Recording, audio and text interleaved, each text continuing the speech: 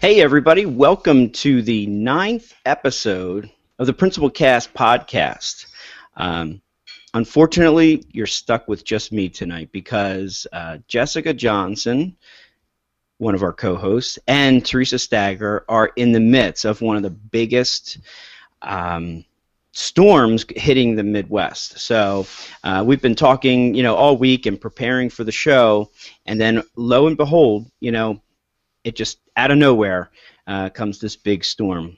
Here in South Jersey, we had a great day today. So just wanted to go over a couple things about tonight. Jeff Bradbury is going to be helping us out. He normally is our producer, and he's going to be helping me out with a couple questions and things like that. So we're really excited to be here tonight. If you want some more information on Principal Cast, you can go to principalcast.com. And you can always follow us on Twitter at PrincipalCast. Tonight's topic is how to inspire and motivate staff in your school district to be connected educators. Before we go into that, though, we have a weekly segment that just kind of goes over what's been happening. So for myself, I've been in the midst of doing all the SGOs, which are student growth objectives. We had classroom behavior plans that were due this week for our PBIS program.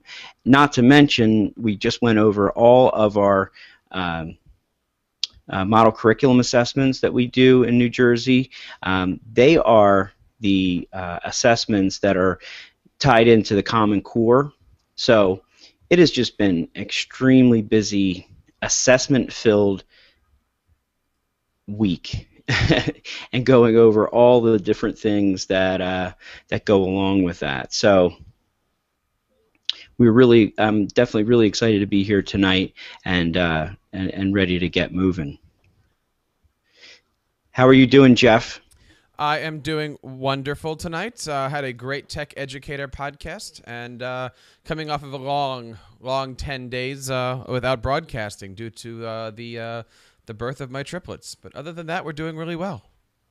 And I have to say, last week, here we are doing the podcast, and we have Todd Whitaker on, and I just want to say how much we appreciate having you, because as the person who was not only kicking the show off last week and recording it and trying to tweet out links, and then everything else that was going on, I just kept thinking, where's Jeff? Where's Jeff? But when you have three babies, that you're now responsible for, driving all over South Jersey and Delaware, I can totally understand.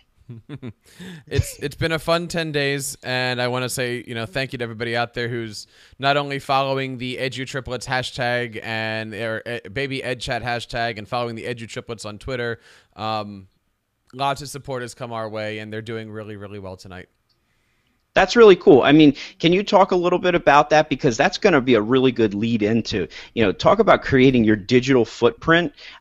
Your family is really going to be steeped in, being a connected educator. So what are some of the things that you did to set everything up? Well, it all actually was out of necessity, and for lack of anything else, my battery was draining. And so when we got to the hospital, I was about at 40%. And you're Facebooking, you're texting, you're trying to keep up with Facebook conversations, you're trying to set up a hashtag for people on the online world to know what's going on. And then it kind of hit me, what are we doing? We have this wonderful system called Remind 101. So I set up a Remind 101 account, and if you go to baby.teachercast.net, that's baby.teachercast.net, and I'll see if I can pull it up here. But if you go to baby.teachercast.net, you can actually check out the whole story, and not only can you contribute to their registry, yes, shameless plug, not only can you contribute to their registry, but you can also check out a way to hook up with them. So we have a Remind 101 account, and Remind 101 is basically a free tool that allows you to set up a response system, a one-way third-party response system, so that way you can reach out to your students or in my case, a group of people. And again, it's one-way communication. You can't get anything back from them. So speaking as an administrator, this is a perfect way to set up emergency contacts. I mean, again, we're dealing with two co-hosts right now that are obviously going through an emergency. By having something like a Remind 101 set up in their school district, those principals are able to then communicate to their community, hey, we don't have school, hey, there's a delayed opening, hey, watch out for this road, there's no power out right now. There's a lot of stuff that you can do with Remind 101. Just a simple thing like, hey, we just had a fire drill, everyone's okay. That is an easy way to use Remind 101. I use it in my classroom to talk about homework and to communicate with students and parents. And it was interesting, last weekend, I didn't know whether I wanted to tell my students or not about the babies, because it's obviously it's personal, it's sensitive, and with them being born early. But I started giving them hints. I mean, I sent out something that says, I'm not going to be here tomorrow, and then I put hashtag blue, blue, and pink. Some of them picked up on it. Right. And I got a few emails that actually said that they went and checked out the baby's Twitter feed, and they said, oh my goodness, congratulations. And some kids just didn't care. But by doing Remind 101, it is great, not only in the classroom, but in the school settings. Again, it's free, Spike. It's free technology out there. And it's funny because what's the Twitter for the babies right now? At Edu Triplets, EDU Triplets. And they have like 150 followers right now. Edu Triplets, that's awesome. Yeah, we do have. It's funny that you mentioned that, though. We do have teachers who are using Remind 101, and it kind of gets back into the to the story that is how do you create a school that is going to embrace being connected educators, and to be honest with you, Jeff, for me it started a long time ago, it seems like, but it was like January of 2000. Oh my goodness, 12? Mm-hmm. Yeah, it must have been 12. Sorry. So, I had played around with listening to what people had to say about Twitter and Facebook and things like that, and I really never saw the like how it would be useful as an educator. So I had a karate instructor who actually talked about it all the time. Like we were just, in class, and he considered himself like the social media karate instructor, or sensei social media, or something like that. And I remember I kept telling him all the time, I'm like, well, this doesn't really apply to education. We really can't do that kind of stuff, because I'm coming out of the mindset of, hey, this is all stuff that is not good for kids, leads to bullying, the whole thing that that the press would like you to believe. And then also it was only, really for, the celebrities and people like that. So, but everyone's a celebrity, right? We all can be edu celebrities. Well, and that's what I ended up learning. So, of course, the way that I do things is I just get right into it. So, I signed up for Twitter, signed up for Google+, I started a blog, and, I wanted to share this information, with my staff because I was just so excited about it. Like, I was learning so much. I had connected with Jessica Johnson, Kurt Reese, and I kept seeing the things that they're doing. So I'm like, I had to share this, So I had a faculty meeting. So if I started in January, I had a faculty meeting probably in February of sometime, and all of a sudden, people started going on. They started, getting connected in my school, and then I really noticed that something changed. Like so I'm modeling it as the principal, and I'm learning on my own, and really expanding my horizons. I went to ASCD conference that year. Just got a chance to meet people. I did some trips. I visited Eric Sheninger School and Lynn Hilt School. So I was really trying to expand my horizons, and along the way, what I found was that the teachers were doing the same thing, because everything that I kept saying to them is things that I learned through social media. So I would be like, if you want to tell your story, here's an easy way to do it. And as a parent, wouldn't this be cool if you got this every week? And a lot of the teachers connected with that, right away. So throughout the spring of that year, we really saw a growth in that.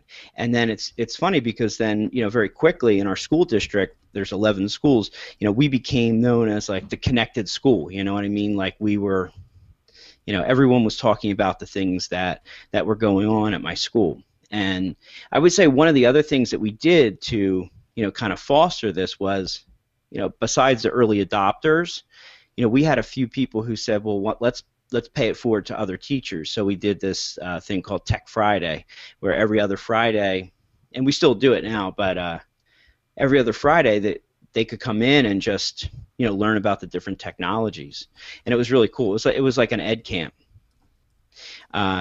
So then later on that summer, I ended up going to Pad Camp, and that's where I met you. And I remember because you came up to me and were like, I've been meaning to contact you for a long time. We sat down, I don't know if you remember this, over lunch. We were talking about all the things that were going on, and you had this awesome workshop on, how to use iMovie Trailer. The best workshop that I've ever been to by far. I've gotten that was the best $4.99 that I've ever spent on an app, and I just really appreciated that because that really goes back to, as a leader, we have to be the ones that are showing our staff, like Joe Mazza calls it, like, the lead learner. And I think they really responded to that. They responded to the fact that, I would be out there, and trying these things. So I guess I would ask you, Jeff, like what were your perceptions of, administrators, utilizing social media and becoming connected, like when you first started out? I think it's difficult to get administrators to change. Usually administrators are thinking on the larger bubble than teachers are. I mean, I have to control my school and I have to control my class, and beyond that, that's fine. I'm not an administrator yet, but when you're an administrator, you obviously have to deal with the superintendent level, and you have to deal with the community level, and you have to deal more with the press level, and what happens when something pops out there. I mean, right now I'm trying to convince school districts that Facebook, Twitter, Remind 101, blogging, all these are good things. And I'm actually being asked now to go into different school districts and give a speech of why social media is awesome. And the only thing that I can tell them is, well, come to an ed camp and you'll find out all in one day why this stuff is amazing. I've sat in teacher union meetings where we've had the school solicitor come in and tell us why social media is bad and why you should never tweet your students out and why Twitter is not right. And I can't help but completely agree with him. It is bad. We do have lawsuits. We do have teachers getting fired. We do have press coming down on us and saying, why were you sending a text message to this kid? What are you up to? On the other hand, there's so many things out there that say, look, a system like a Remind 101 is completely safe. It's third party. Your student doesn't know who you are, doesn't know where you're coming from. It's going through this other setup, and you can make it safe. You just have to sit down, shut up for a couple seconds, and understand that these systems are out there being used by educators safely. I mean, it's the same setup, Spike, as some superintendents saying that Google is not safe for kids, when you have the entire state of Washington, Maine, and I think it's the entire country of Malaysia is a Google school. So it is difficult. You're not going to convert everybody, but that's not stopping me, at least a TeacherCast, it's not stopping me from trying to convert everybody onto this free, awesome software. Yeah, and it's funny. I'm looking through the chat here, and I saw that Peggy George had asked about iMovie and the iMovie trailer, and I will say that that was a workshop that I went to with you, Jeff, and it was funny because it was probably where I first realized what online learning was really all about. So I go to this Pad Camp, and I'm there to kind of pick up and and learn some things, and I go to your workshop and it's like, I remember it was packed. We were supposed to go to one room, and then we had to go back to the Yeah. the auditorium or the gymatorium, whatever it was. We had 120 people in the session. It was amazing. Yeah, it was amazing. So basically, you were like, okay, so there's really not much that I'm going to teach you here. This is going to be self-directed learning in groups. So you went over a little bit. I think you had shown, an example, and then you're like, okay, so I want you to go out and create an iMovie trailer. And I was like, an iMovie trailer, I was like, this is so cool, Immediately I could connect with, how could we deal with this, and how could we utilize this tool, in our school. So we made a funny, iMovie trailer, and then I came back after that experience, totally fired up. And I'll never forget, like our superintendent was doing this big launch for, this district-wide PD that we were doing on the first day of school. So as I've mentioned many times before, we have 11 schools. I think there's like 1,500 employees, something like that. So they were all getting together at the middle school. And I told him, I'm like, well, the whole thing is that not a lot of people have experienced this before. So you want to create some buzz about it? Let's do a trailer. He's like, a trailer, and I showed him some different options, and then he said, go right ahead. So I grabbed 2 other administrators, who were around, and we just went around the town that day, just filming stuff and setting things up. I think it was viewed like over 2,000 times. Yeah. Like it was just it was crazy. We went on this huge adventure, and I owe that all to you. So then we took that a step further. So my staff sees that at the opening day, and it had leaked way before that, so many people had watched it even before the opening day professional development. So my staff, who like that previous spring had begun to see, the benefits of this, they said, what could we do, for our own students? And I think one of them came up with the idea of doing like an iMovie trailer in real time, so to speak. So our whole theme that year was like we were going to be rolling out the red carpet for the students. So we got a red carpet, we got the whole thing, we got paparazzi there, and we had somebody with the iPad and basically had set it up prior by just, a couple things that we were looking for about them starting a new journey. And then we filmed everything. It was so easy to do, and literally 5 minutes later, once we got everybody into our gymnasium, we were able to show them that.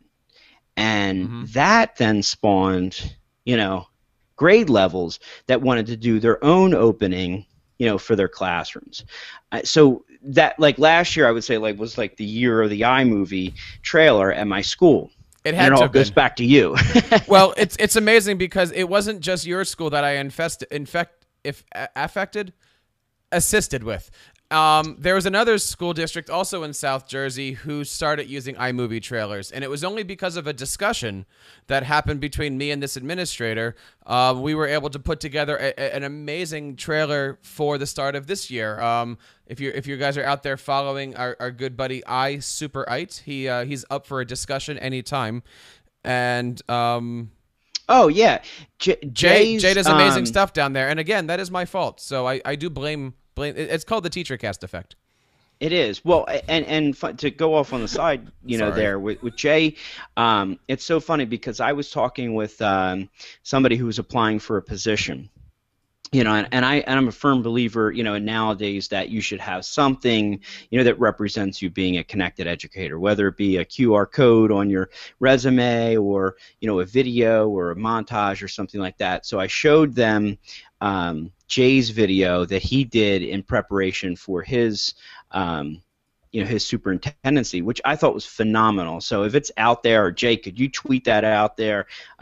So we can get more people to see that, because I think that was really great. So here's a guy, coming into a new environment, and basically this was his vision, in 1 minute about what he wanted to do to that school district. I think that was so powerful. But I do have to tell you, and I know he's watching out there, he doesn't mind me saying this, he actually went through 7 drafts of that. Wow. And I had to help edit him. He finally landed on draft number 8, which he called Preparation H, and that's what he finally decided to stick in there to get the job. Yeah, and I think that's something that you would hope that would definitely change people's perspective of you, or set you a little bit apart in the interview process. But I think in a bigger notion, what it does is it also sends a message that this is something that's going to be important to you, and that he's modeling the way. And I think that's important when we get back to what's the theme for tonight. The theme is how do we motivate staff, and have staff continue to be connected educators. And I think honestly, Jeff, I'll tell you, like the first and most important thing is that you have to model the way. Mm-hmm. As the administrator, you have to be the one that's out there, that's learning new things and bringing that to the staff. And a lot of times it's always the reverse. It's always, right. You have teachers out there who, maybe in a Masters of Technology program, or they may just be, techies, so to speak, and they go out there and they find all these different things. And then, you bring it to the administrator. The traditional administrator just says, as long as you don't get in trouble with it, that kind of thing, or let me talk to my superintendent, blah, blah, blah. And then, next thing the teacher's working it within their classroom, and other people may not know about it. What I felt like was the most important thing to do was build that capacity, and I think, Peggy had asked earlier, like, why Fridays? Like, why do we do Fridays? Well, one of the things about Fridays at our school is like that's the dress down day, so it was the more relaxed day, and it was unprofessional development. It was just like the ed camps, which I had ironically learned from. It's like we all borrow from each other. And I love that way of doing professional development. People are in jeans. They are, talking about different things. We actually had kids that were presenting at that time, and it was phenomenal because here we go again. How do we build capacity? We have to be the ones that are learning. And Jeff, you got a chance to come down and meet with some of our teachers, do some podcasting. Last fall was actually right around this time. You remember you came to the turkey feast that day? Look, I got to tell you, if you're going to invite me into a building, you better be having a Thanksgiving dinner. Mm-hmm. Yeah, that's actually this. I was thinking about you. That's this Wednesday. I'm free. And yeah, because what we had done with Jeff, having connected with him that summer, was that I brought him in to talk with the staff and do a professional development session on what is TeacherCast. And then he said, well, I don't want to just do that and leave. So we hooked up with a couple teachers who were interested, and they had the kids start researching, connected educators. So our superintendent, our assistant superintendent, myself, they read our blogs, and they developed questions, which was the coolest thing. And then Jeff taught them how to podcast. So we did a live podcast in, one of my fifth grade classrooms, and put it up on TeacherCast, and it was a great experience. But once again, you have to have people, who are willing to do it, who are willing to take the risks. But I think more importantly, you have to get your community, you have to get your teachers, excited about it. Absolutely, and I think it is contagious, as you said. Last year we had like 120 people in that pad camp session. I tried to recreate it this year, and I think I might have had 6. Now, does that mean that more people are using movie trailers and it's not as, wow, what is this? And I hope so. I hope more people are starting to use that stuff. I mean, Apple just updated the iPad app, and there's so many more options to it. And it's so much easier to use now. And obviously iPads are now coming on a bigger hard drive. Teachers should be learning how to do this. I mean, it kind of left me going, oh, what's the next mountain that we should be catching up onto? Is it the augmented stuff? Is it the Wordles? Is it the whatevers? Mm-hmm. But once you see one person do it, much like broadcasting, much like podcasting, it does become contagious. I'm going to start a trend right now, Spike, if it's okay. I just had triplets. I'm waiting for the next person to have triplets now. There you go. Well, it's definitely not going to be me. Because Craig Yen. Yeah, Craig Yen's going to do it. So as we were doing some research for the show tonight, I came across a really neat post by Alana Leone. She's the director of social media strategy and marketing at Wonderful, Edutopia. wonderful girl. And oh yeah, you know her. We've met many times at what is that camp called? ISTE, and very, very wonderful person to talk to. I mean, dying to get her on the show if anybody can get a hold of her. But yeah. Yeah, well, please shout her out that we are talking about her tonight, because she had this thing which I thought was really interesting. She talked about the 10 tips for becoming a connected educator, and she started out with saying, embrace making mistakes. And I will tell you, like, I remember. This is a funny story, but like one of the first mistakes that I made when I first got connected was I got one of the direct messages, right, and it was from Matt Renwick, one of my principal friends out in Wisconsin, and it was basically saying, "Hey, Spike, they're saying bad things about you. Go to this website." And I'm like, holy smokes. But my kids tell me that all the time, Spike. Right. I'm like, I knew I should not have gotten into this, right? But, at the time, I didn't know anything about it. So I go on, I click on it, and it was blocked. So I'm thinking, oh, this is really bad. So I call my superintendent. We actually got the tech guys to unblock it or to do some research on it. And, of course, they're like, wow, that is a bad website. But they're not saying bad things about you. They're just trying to, hack and stuff like that. So I remember I call him. I literally somehow connected with him, and I called him. And I'm like, I don't know what you're doing, but you're sending these messages to me. And I was freaking out. He was laughing hysterically. He was, oh, that's what happens when your account gets hacked. And I think for the first couple months I was really paranoid about that.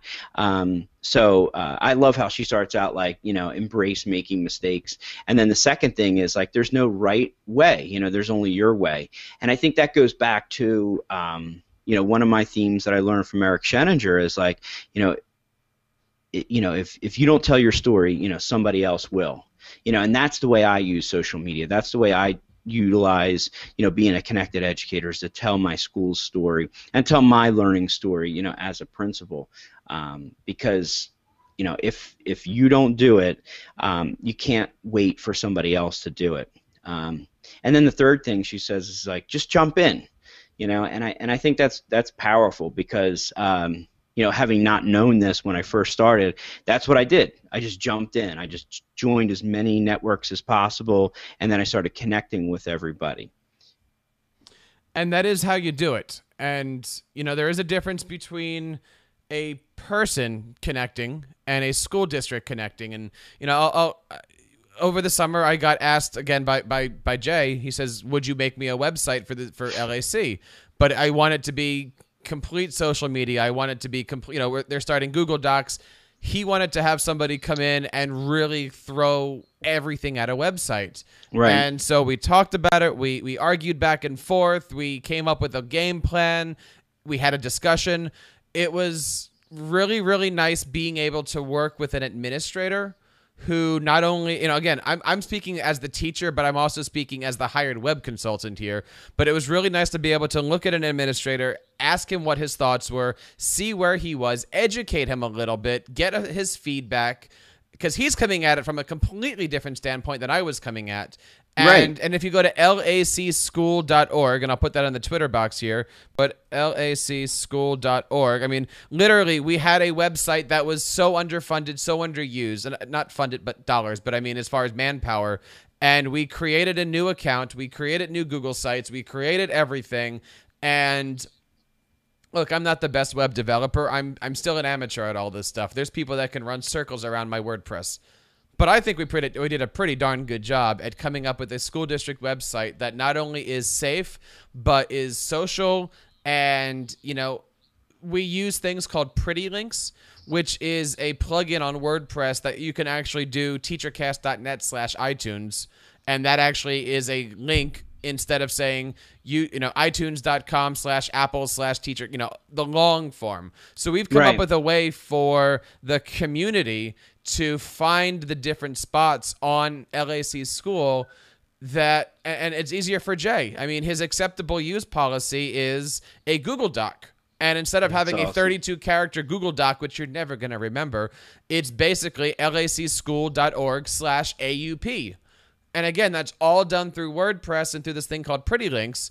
But the reason we do that is so that way Jay can just go into his board meeting and go, yeah, .aup, and it's there. It's simple. It's easy. People know about it. And you also are running an extra level of analytics. And I find once you start taking the emotion out of a website and you start talking numbers, that's an easier way to get to administrators, because then they can then they can see, look, 2,000 people looked at it today and 4,000 people are liking my post, and I have a reach of these many subscribe. Now you're talking hard facts, as opposed to what I deal with as the web designer, which is emotion. Does it look pretty? Does it work? Do you have great graphics? I mean, I'm looking at it from two different points of view, and this is all social media. This is all completely building we talked about this on Tech Educator, but you're building a PLN for your school district. LAC school is not looking to get 10,000 Twitter followers. They've got about 200 kids. I'd love them to get 300 Twitter followers. Sure. And that's awesome. Yeah, and I think it's interesting, and I'd be curious to see, how many, then now that Jay's been there, like he obviously has more, connected educators there than probably when he started, and sometimes it's easier than others. Like, so. When I started out, like I told the story, and then, a bunch of people jumped on, and then I think there was a bunch of people who were just waiting to see if this was a fad, and, obviously, for me, it hasn't gone away. I do a weekly blog for my my school my school. I have my own personal blog, and then, I actively use Twitter, Facebook, Google Plus to, share my story, share the school story. And highlight some of the things that were going on. And I would say I probably have about 75% of the staff, consistently utilizing social media in some form or fashion. I see them on Facebook, they share each other's stories. They know more about their families, and then I know more about what's going on with them. If, for instance, like a dog passes away or a child is born, they become an aunt or uncle, or, some sort of milestone in their child's life. And then, education-wise, that's where they're utilizing Twitter, and I can see where, ideas are coming up. They're utilizing them. They're connecting with their own PLNs now, and then sharing it with each other.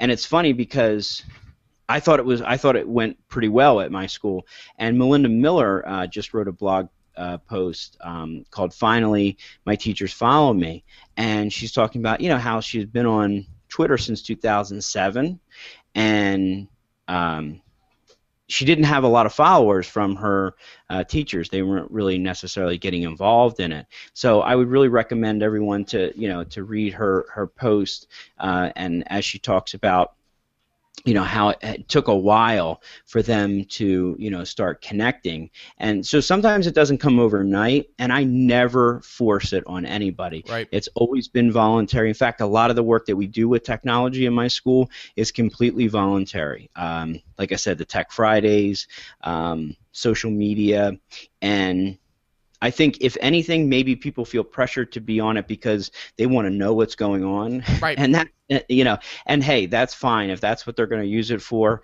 And I get flattered because they'll reference things that they've read or things that they've read that I've written, which I think is great. But I think they're very fortunate in the sense that they saw the connection very early on, that it really was about them, their own development, and their kids.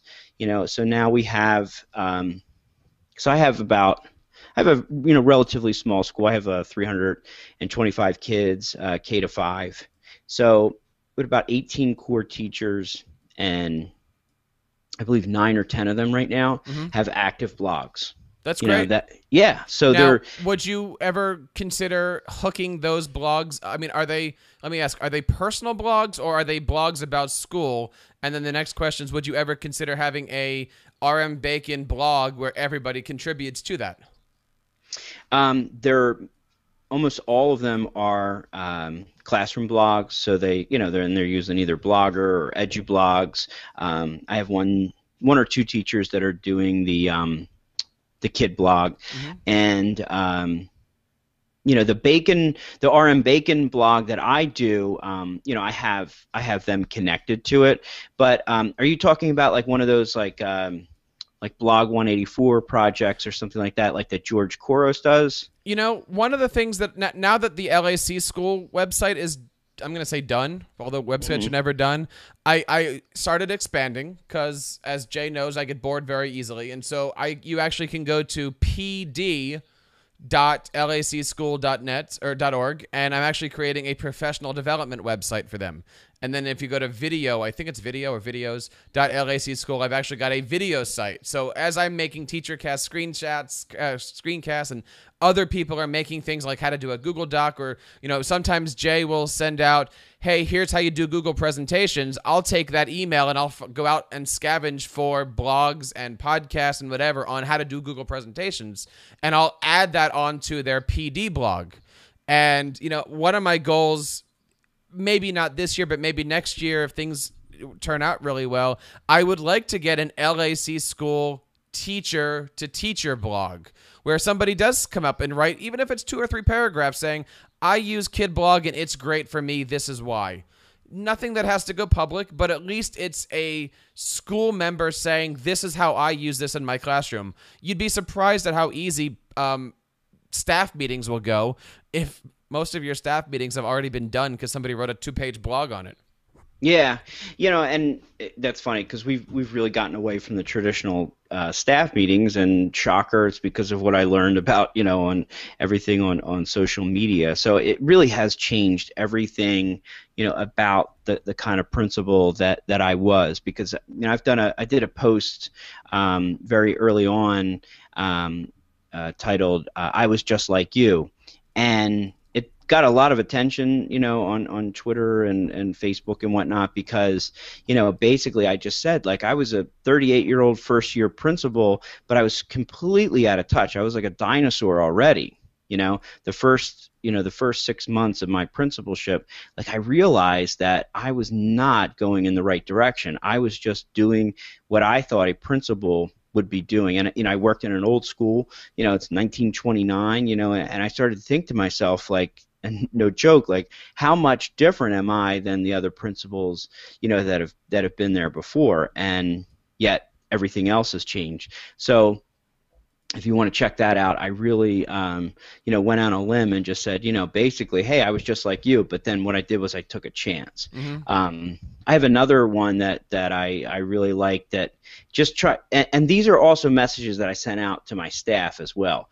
So I have another post called Go West Young Educator for just 10 minutes a day, because, one of the things that, being a connected educator, everyone says, well, I don't understand how you'd have the time to do it.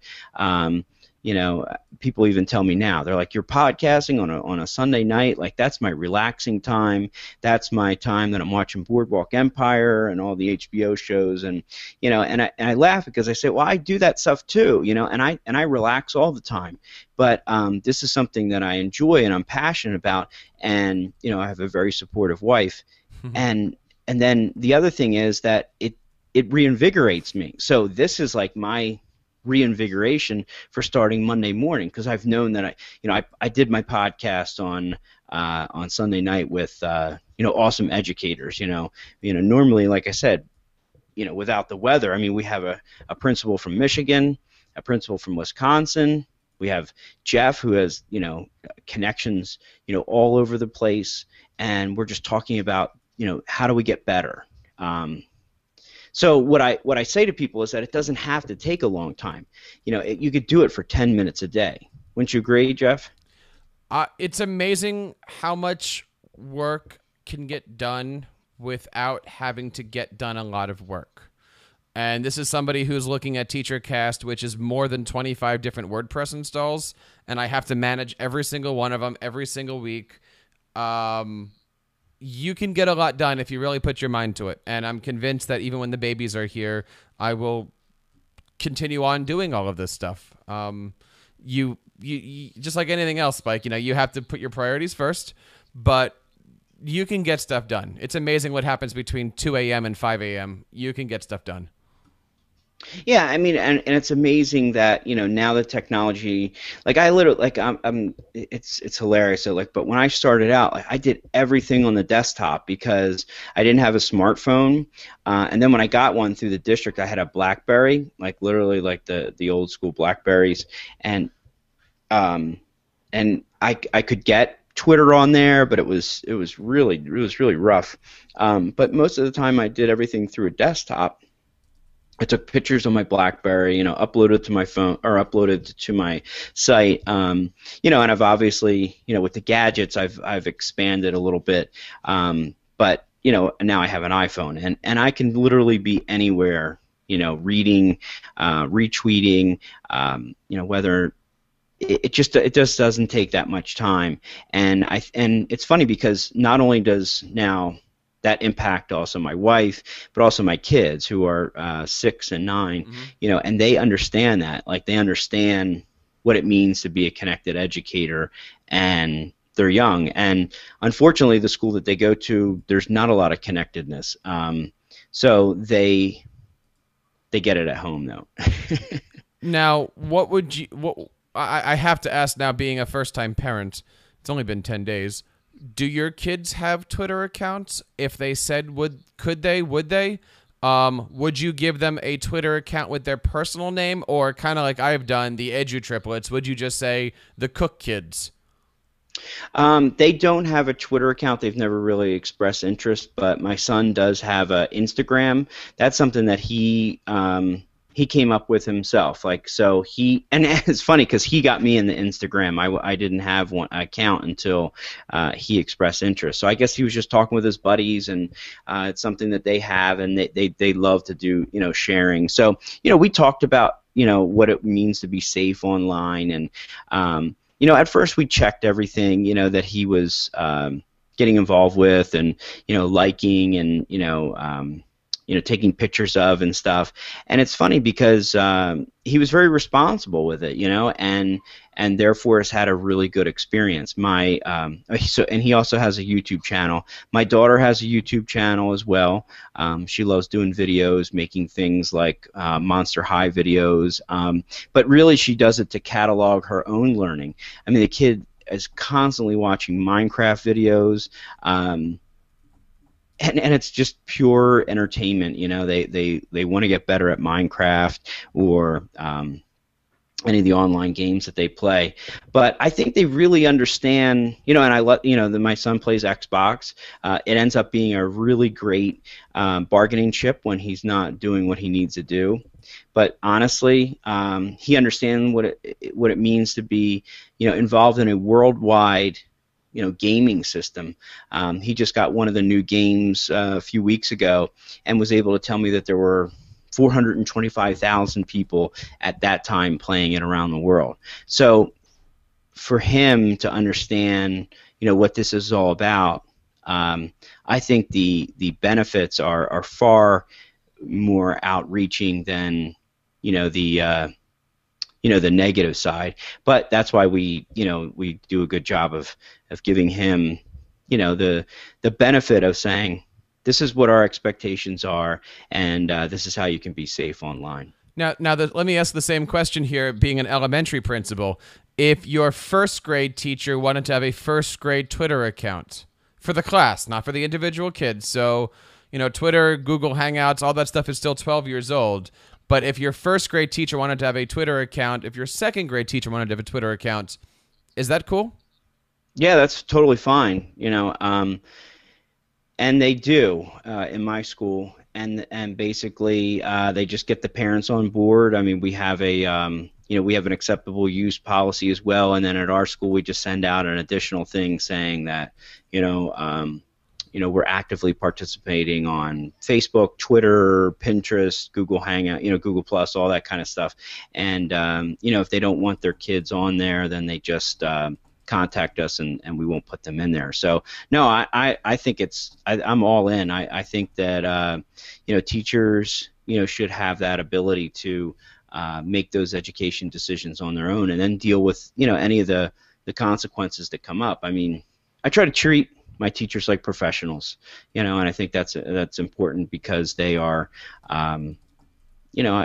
even at our staff meetings or in school, I mean, they can use their devices, which, of course, that's what we call them, their phones, their devices, whenever they want, however they want. And I really don't get involved with that because I treat them like professionals. Mm-hmm. And, it's funny because I know other teachers that are not allowed to take their phones out during the day. So I guess it's a matter of trust. It's a matter of, being a 21st century connected educator, right, first, as opposed to being, like I said, that old school, principal. So, good conversation tonight, man. I'm enjoying this. Great conversation. I really, I love you. I miss the girls. Like I said, hopefully they are still safe, out there right now. But I definitely want everyone to, give them a shout out. Of course, Jessica Johnson, she's at Principal J on Twitter. She has an amazing blog, www.principalj.net. I just read her latest post. She talked about one of the new books that are coming out through ASCD, these 1 hour reading books. And we're actually going to be getting an author on in a couple weeks to talk about this new venture. And then, of course, there's Teresa Stagger, who is at Principal Stagger, and she has a good blog, too, called www.principalstagger.blogspot.com. Every week, Jeff, we give shout-outs to principals to follow on Twitter. So this week, I wanted to give a shout-out to Brad Gustafson. He is a principal in Minnesota, and I just recently connected with him, and we're going to be doing a Google Hangout in the next couple days talking about voluntary professional development for teachers.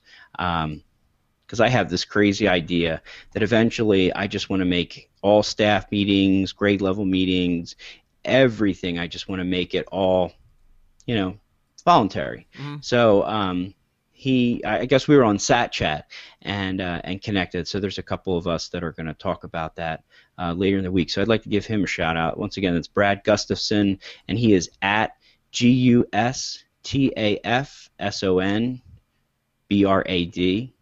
and he's an elementary principal up in Minnesota.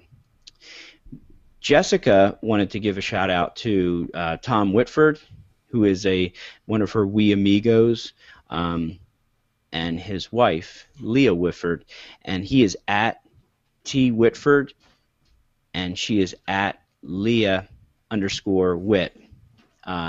So that's Tom and Lee Whitford. I've got a chance to meet Tom at ASCD, and he's a great guy, has a great blog. So definitely want to check those out. And I would be remiss if I didn't say we always recommend to follow TeacherCast, who is at TeacherCast on Twitter, teachercast.net for his blogs and resources, and teachercast.tv for his podcasts. Can I throw a principle of my choosing out there? Yes, of course you can. Then I'm going to take the advantage here, and I'm going to give two. One is both of them are amazing principals, and not only just amazing principals, but amazing content creators. I will give a shout out to one of my best and nearest and dearest and most insane friends. If you guys are not following the one, the only Toby Price, you have to check him out. Jedi Pad Master, JEDI Pad Master. On Twitter, he is the voice of Grog the Zombie and a number of other cartoon characters that kind of pop up on TeacherCast. But check him out. He's always retweeting things. His big thing recently is Man vs. Autism.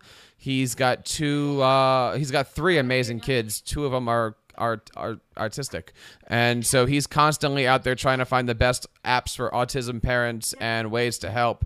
And check out Jedi Pad Master. He's an assistant principal down in Mississippi. Don't hold that against him. And I would definitely recommend following him, and certainly say hello for me. The other one is, I know a friend of both myself and Spike, and that is the fabulous administrator, Brad Curry. And Brad not only is the co-founder of SatChat, but he is one of our writers over at TeacherCast blog, and is on the EdCamp NJ team. But you'll find Brad popping up all over the place. I think him and Eric are actually going to Texas to do a convention coming up soon. I just got my free copy of NJ Education Now magazine, which he wrote an article for. And this Saturday, he'll be doing live Sat Chat with Scott and Billy from EdCamp NJ. So lots of good places to find Brad. He's at bcurry5.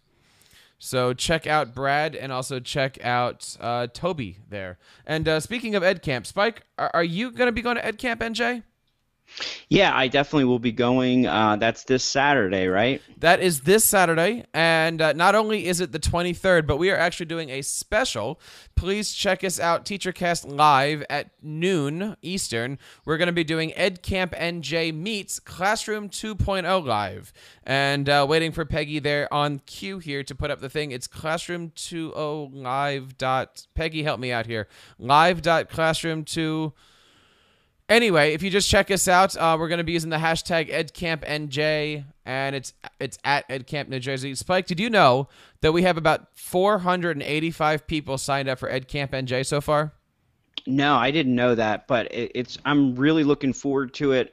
One of my buddies from Wisconsin is coming out to attend that. He's actually has a couple of family obligations to do, but he's going to be taking a trip down to good old RM Bacon Elementary on Monday. And I always kind of mess up his last name, but I will give him a shout out too. His name is Joe Sanfilippo. And he is at JoeSanfilippoFC. And he is just an amazing educator. He's a super connected superintendent, and he's going to be coming out to EdCamp, and really excited about that. And then when he comes and visits my school, he's going to be meeting and podcasting with our superintendent, Dr. Dave Gentile, and getting interviewed by the kids at my school. So I wonder if he'll win one of those awards for coming far away for the EdCamp. But he's really looking forward to that. There is a rumor out there that we might be giving away some Chromebooks. Wow. Not just, there's a rumor there. And by the way, that is live.classroom20.com. So check that out. Noon Eastern, Saturday, next week, November 23rd. I'm going to be broadcasting my point of view from EdCamp, and Peggy's going to be having us on Blackboard Collaborate. And then at the end, we're going to butt heads and come together with a fantastic video that I believe is going to be up on iTunes University. So check out all of the great stuff that you can do. Again, collaboration, PLN building, session building. This is where we are right now. It's 2014. This is what we can do here. We can merge all the different mediums together. Speaking of mediums, what website can we go to find out more about PrincipalCast? Of course, it's principalcast.com. And, once again, we are on Twitter at PrincipalCast. So if you ever have any questions or you want to reach us, you can go through those two mediums.